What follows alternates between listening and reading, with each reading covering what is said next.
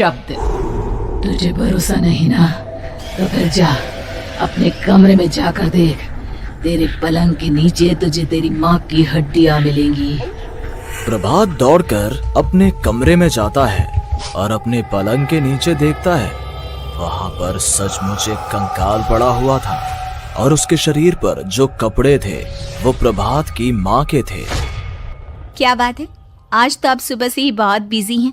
ऐसा क्या लिख रहे हैं? बस एक फैमिली की कहानी लिख रहा था। जैसे हमारी फैमिली है ना, तुम, माँ और मैं, लेकिन थोड़े अलग तरीके से, क्योंकि ये कहानी हॉरर है और इसमें जो आदमी है ना, मैंने उसकी बीवी को मार दिया है। मतलब कहानी में ऐसा लिखा है। और जानती हो, उसके बाद जो बीवी है ना, वो एक बुरी आत्मा बन जाती है। क्या बेटा, इस तरह की डरावनी कहानियां क्यों लिखता है तू? जानता है ना, हम जो सोचते हैं, जो लिखते हैं, हमारा दिमाग पूरा दिन वैसा ही होता रहता है। माँ, परेशान होने वाली क्या बात है? राइटर हूँ मैं, मेरा तो काम है कहानियां लिखना। और वैसे भी ये सिर्फ एक कहानी है माँ, कोई सच नहीं है। उसके बाद कुछ दिन बीत जाते हैं। एक रात प्रभात को अपने ऑफिस से लौटने में देरी हो जाती है। रात के लगभग 12 बजे हुए थे। प्रभात जैसे ही अपने घर पहुंचता है, उसने देखा कि उसकी पत्नी दुर्गा डाइनिंग टेबल पर उसका इंतजार कर रही है। आ गए आप? कब से आपका इंतजार कर रही थी। देखिए ना, खाना भी ठंडा हो गया है। अरे दुर्गा, आज तुमने अपने इतने लंबे लंबे बालों को खोलकर क्यों रखा है? तुम तो हमेशा अपने बाल बांध कर रखती हो। वो क्या है ना प्रभात, जब इंसान अपनी जिंदगी से मुक्त हो जाता है ना, तो उसे दूसरे सारे बंधन खोल देने चाहिए। इसलिए मैंने अपने बालों के बंधन भी खोल दिए। ये तुम किस तरह की बातें कर रही हो? तुम ठीक तो हो? मैं बिल्कुल ठीक हूँ प्रभात। अच्छा चलो खाना खाओ। वो क्या है ना दुर्गा, मुझे भूख नहीं है। ऑफिस में कुछ खा लिया था। कोई बात नहीं, मैं तुम्हारे लिए एप्पल काट देती हूँ, एप्पल खा लो। नहीं दुर्गा, मुझे नहीं खाना है, मेरा मन नहीं है यार। तभी अचानक से दुर्गा अपने हाथ में एक बड़ा सा चाकू लेकर प्रभात पर हमला कर देती है। प्रभात अपने आप को बचाने की कोशिश करता है। आज मैं तुझे नहीं छोड़ूंगी, तुझे अपने साथ लेकर जाऊंगी अपनी दुनिया में। ये क्या बोल रही हो तुम? तुम्हारा दिमाग खराब हो गया है। आखिर तुम हो कौन? दुर्गा अपनी गर्दन टेढ़ी करते हुए बोलती है। मैं दुर्गा हूँ, तुम्हारी पत्नी। ध्यान से देखो मेरी आंखों में। प्रभात बुरी तरह से डर जाता है और घबराहट में वो चाकू अपनी पत्नी के पेट में मार देता है।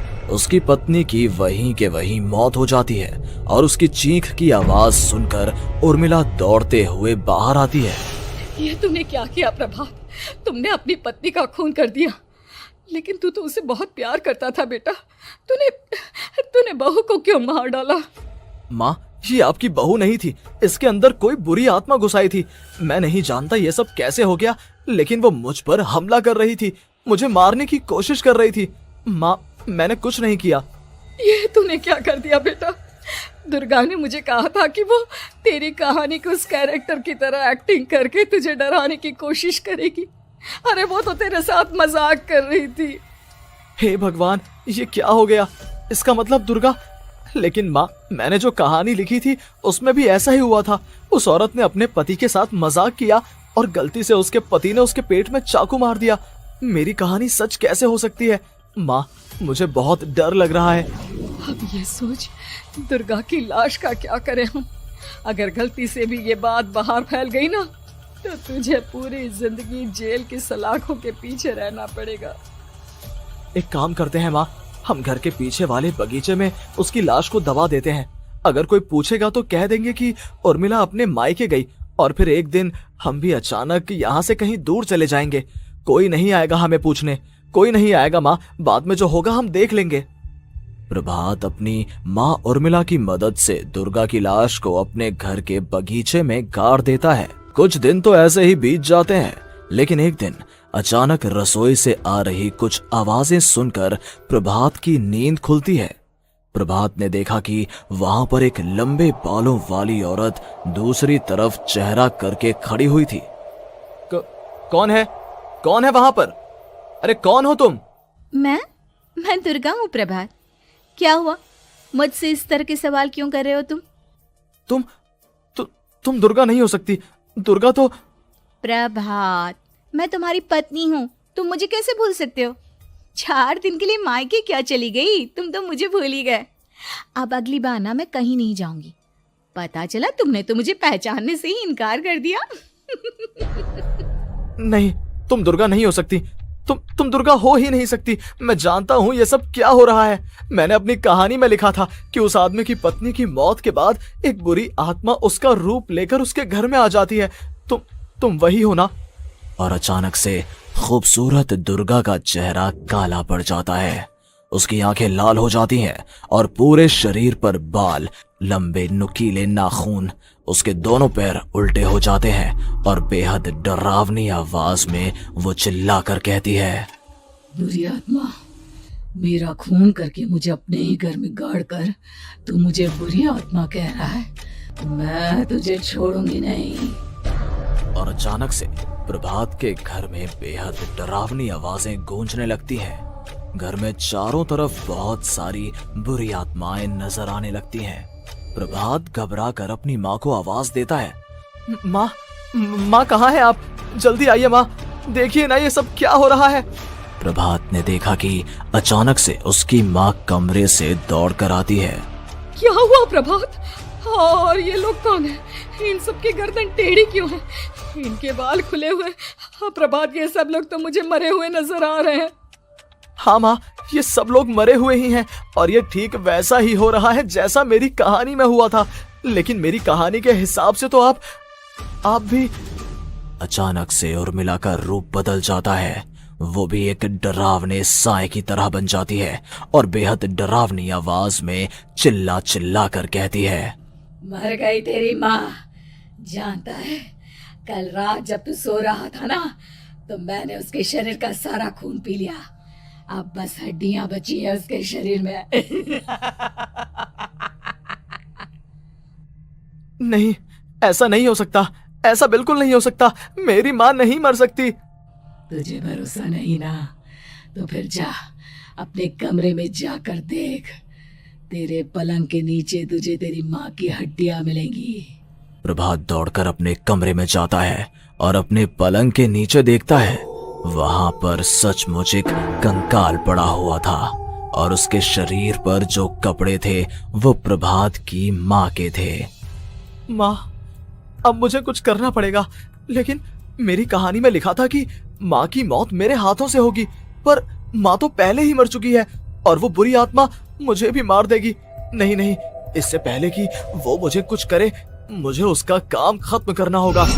प्रभात अपने हाथ में बड़ा सा चाकू लेकर उस बुरी आत्मा पर हमला कर देता है जिसने प्रभात की माँ का रूप लिया हुआ था, और अगले ही पल वो नीचे गिर जाती है और उसके शरीर से खून बहने लगता है। ऐसा नहीं हो सकता। एक बुरी आत्मा के शरीर में तो खून होता ही नहीं है। तो क्या सच में मैंने अपनी माँ को मार दिया? लेकिन अभी कुछ देर पहले तो फिर वो कंकाल किसका है? और ये कौन है? मैं पागल हो जाऊंगा। और अपनी माँ की लाश, इसका मैं क्या करूं? लोग पूछेंगे तो मैं क्या जवाब दूंगा? तभी वहां पर दुर्गा का रूप लेकर जो आत्मा थी उसने प्रभात से कहा, गाड़ दे अपनी माँ को ले जाकर उसी जगह जहाँ तूने मेरा खून करके मुझे गाड़ दिया था। जा, चला जा। घबराया हुआ प्रभात पागलों की तरह अपनी माँ की लाश को लेकर बगीचे में गाड़ देता है। प्रभात की हालत पागलों जैसी हो जाती है। वो अपने आप को अपने घर में बंद कर लेता है। कहानी के हिसाब से तो आगे ये हुआ था कि कहानी लिखने वाले ने उन बुरी आत्माओं से डरकर आत्महत्या कर ली थी। तो क्या मैं भी मर जाऊंगा? क्या मैं भी आत्महत्या कर लूंगा? एक काम करता हूँ, मैं अपनी कहानी का अंत बदल देता हूँ। हाँ, ये मैंने पहले क्यों नहीं सोचा। मैं लिख दूंगा कि कहानी को लिखने वाला आत्महत्या नहीं करता, बल्कि कहीं दूर जाकर नए सिरे से अपनी जिंदगी शुरू करता है। यही सोचकर प्रभात ने अपनी लिखी हुई कहानी को बाहर निकाला और उसे पढ़ना शुरू किया। ये देखकर वो हैरान रह गया कि कहानी का क्लाइमैक्स तो किसी ने पहले ही बदल दिया था। ये क्या? इसमें तो लिखा हुआ है कि आखिर में उस लेखक की पत्नी और माँ दोनों बगीचे में जिंदा दफन थे। बुरी आत्माओं ने उनको कैद करके रखा था और वो लेखक अपनी माँ और पत्नी दोनों को जिंदा बाहर निकाल लेता है। लेकिन लेकिन ये सब लिख किसने दिया? प्रभात दौड़कर बगीचे में जाता है और वहां पर खुदाई करना शुरू कर देता है। प्रभात देखता है कि वहां पर लकड़ी के 2 बड़े संदूक हैं और उनके अंदर से आवाजें आ रही हैं। प्रभात, प्रभात बचा लो मुझे, अगर थोड़ी देर और हो गई तो वो मुझे छोड़ेगी नहीं। बेटा देखो, मैं इस बक्से के अंदर बंद हूँ, प्लीज मुझे बाहर निकालो, वो बुरी आत्मा किसी भी वक्त मुझे मार डालेगी। प्रभात वो दोनों बक्से बाहर निकालता है और अपनी पत्नी और माँ दोनों को आजाद करवा लेता है। लेकिन तभी वहां पर अचानक से एक बेहद डरावनी और खौफनाक दिखने वाली औरत आ जाती है। तुझे क्या लगा था इतनी आसानी से अपनी पत्नी और माँ को बचा लेगा?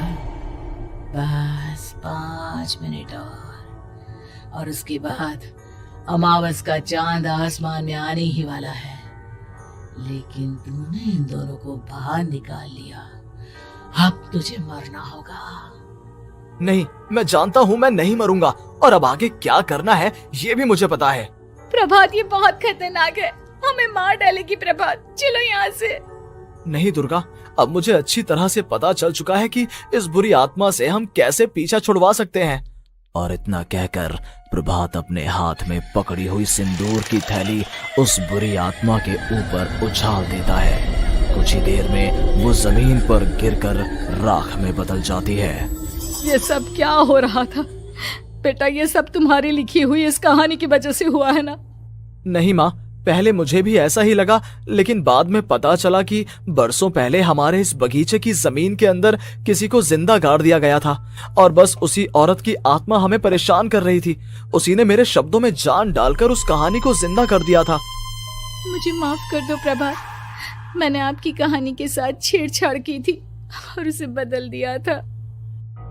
माफी मांगने की जरूरत नहीं है दुर्गा, तुम्हारे उस बदलाव की वजह से ही आज हम सब जिंदा हैं, क्योंकि आखिर में कहानी में वो हुआ जो तुमने लिखा था।